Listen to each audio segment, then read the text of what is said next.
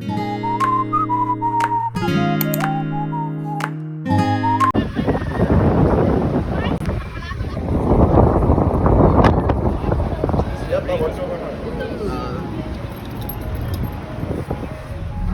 hard to do a tour of Belfast and simply avoid the politics.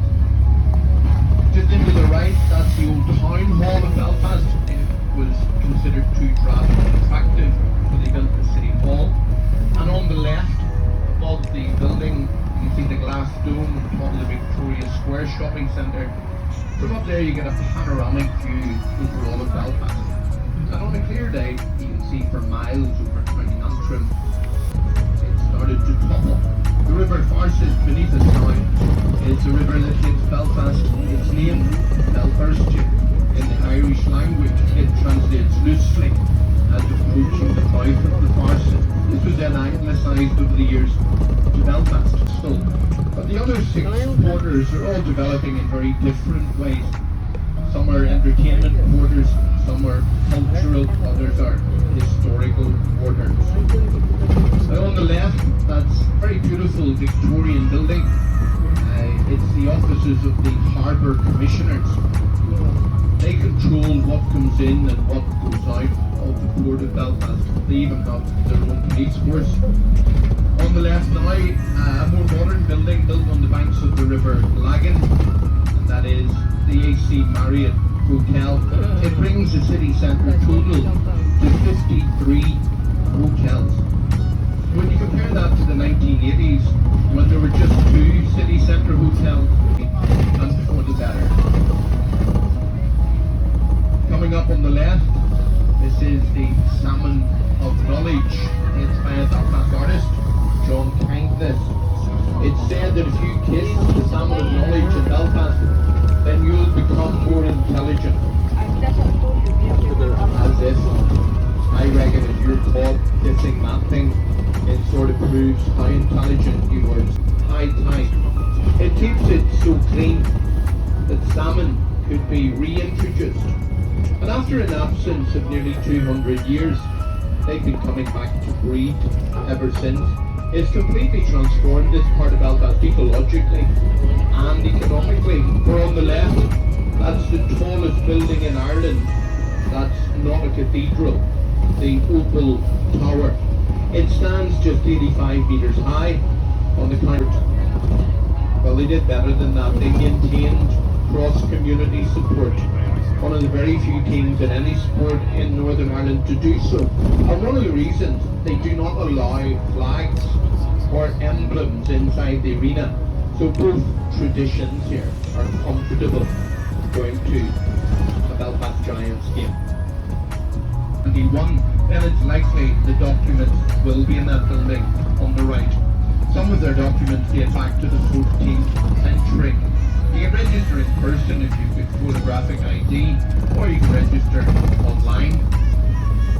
And on the left, the Titanic's little sister, the SS Novelli.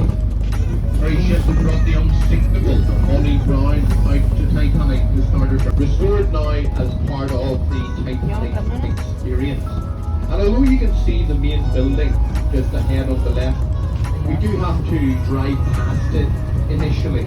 We do a quick turnaround, come back, and then stop just opposite the Titanic Hotel. For the foreseeable future, our drop-off and pick-up point has to be just outside Spud Murphy's, that little restaurant. It really is an integral part of the experience, and it gives you a real insight into the class system that was in place in 1912. So many people who run out of time and don't get to see it, and yet it's probably the best part of the tour.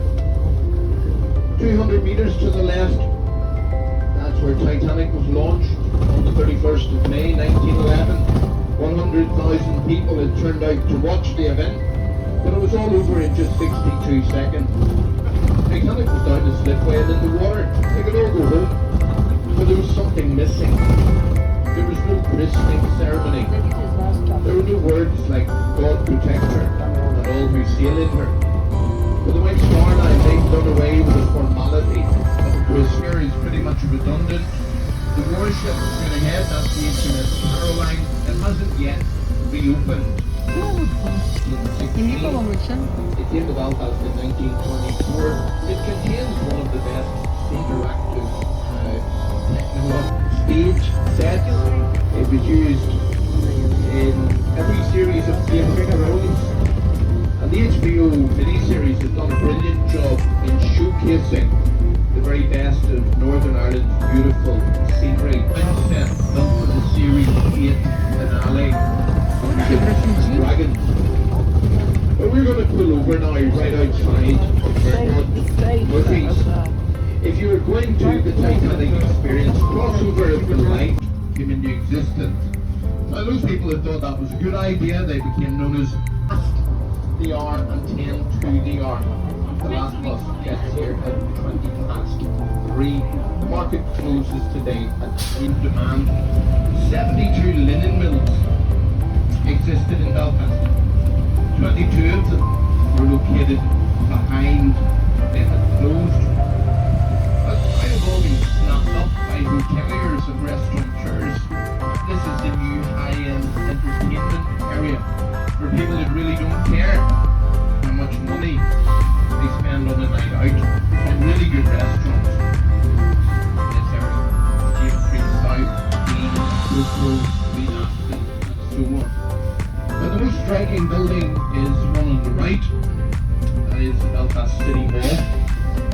The City Hall is surrounded by staff. People that did venture out, they went to the area outside the barriers. The area that became known as the Golden Mile. Now when we turn left, you'll see on the right the Europa Hotel, at one time the most bombed hotel in the world.